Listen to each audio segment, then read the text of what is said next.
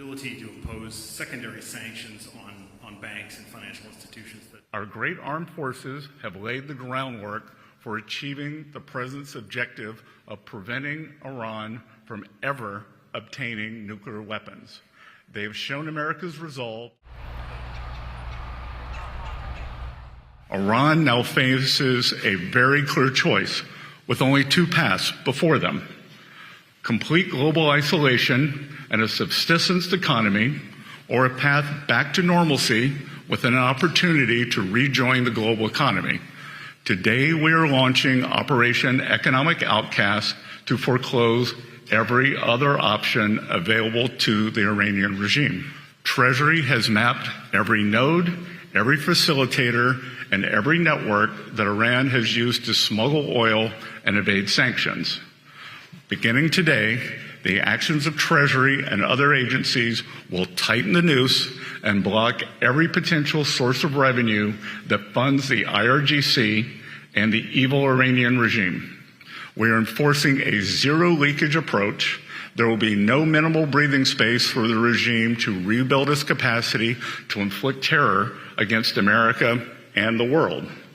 The final refuge of this regime is the mistaken conclusion of nations that still finance the Iranian threat in the hopes of evading it. It is no longer acceptable to operate in the gray spaces of this conflict. Countries cannot claim they are blind to enabling this activity. Iran's enablers purchase, transport its petroleum. They facilitate the flow of its finances through exchange houses and free trade zones. They welcome Iran's flights and maintain registries on its behalf.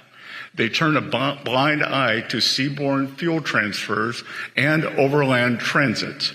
They condone illicit use of their banks, all the while concealing the extent of their complicity. The President is making phone calls to world leaders with specific requests to cease their interactions with the regime. We are already seeing results. Every country has a defined timeline to shut down activities we have identified. If they do not take action, we will do so unilaterally through Treasury authorities. For example, every branch of Bank Melay must be shuttered and dark.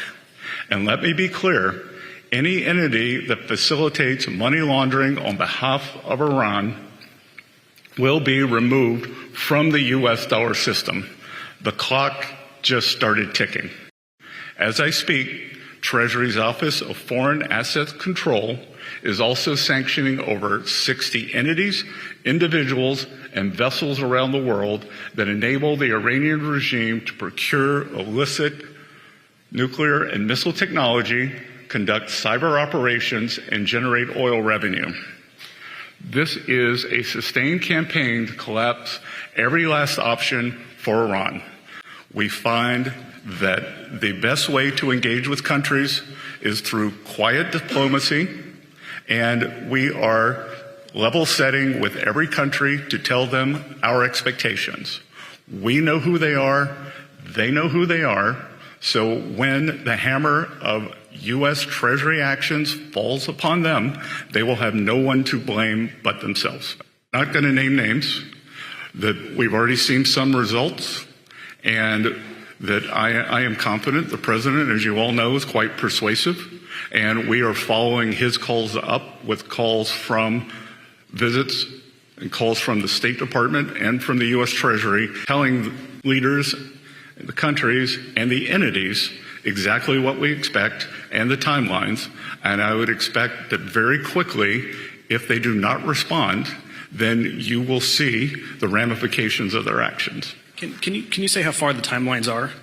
Again, I'm not going to set timelines, but we do not have infinite patience here. Okay? Thank you all.